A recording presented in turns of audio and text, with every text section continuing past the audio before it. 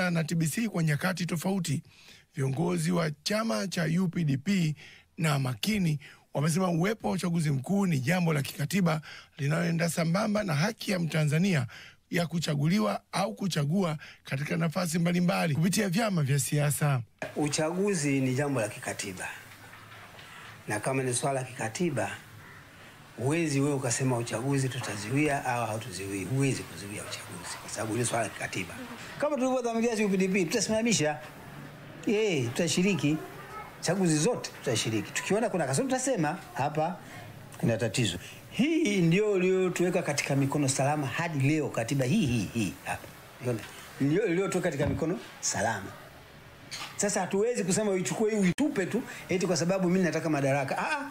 Kwa upande wake mwenyekiti wa chama cha Makini amesema yapo mabadiliko makubwa yaliyokwisha fanyika ambayo yanatoa fursa kubwa ya ushindani kwa wagombea katika vyama vyote 19 vyenye usajili wa kudumu. Yapo mabadiliko yaliyofanyika, na kama yapo mabadiliko yaliyofanyika, tunaamini ya kwamba tunakwenda kushindana.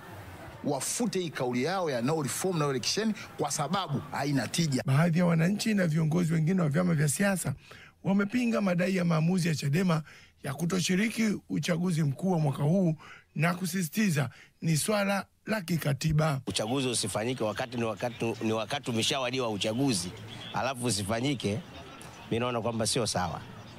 Kwa kifupi tu ni kwamba kila ambacho wanachokifikiria wao kisema au wanachokiongelea kwamba hakuna reform, hakuna election, ndio kwamba sio jambo la msingi. Kwa sababu ni wakati wa uchaguzi na lazima uchaguzi ufanyike. Huwezi ukasema kwamba haushiriki wakati una madai haya.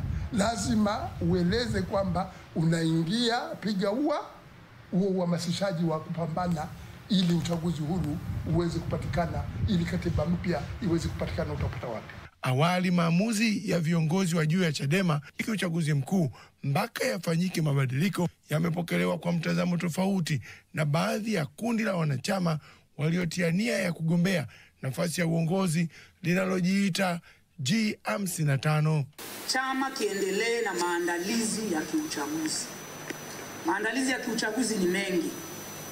Tunakata takribani 4,000 na vyama 18 kati ya 19 vyenye usajili wa kudumu vimethibitisha kushiriki katika uchaguzi mkuu unaotarajiwa kufanyika mapema mwaka huu katika nafasi za madiwani, ubunge na rais wa Jamhuri ya Muungano wa Tanzania.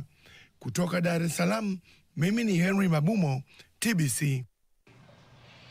Haya, ripoti ya Henry Mabumo kutoka Dar es Salaam, wakati ambao pia baadhi ya vyama tayari vimeanza kujiweka mguu sawa kwa ajili ya kuelekea zoezi hili la uchaguzi unaotarajiwa kufanyika mwishoni mwa mwaka, mwezi Oktoba 2025.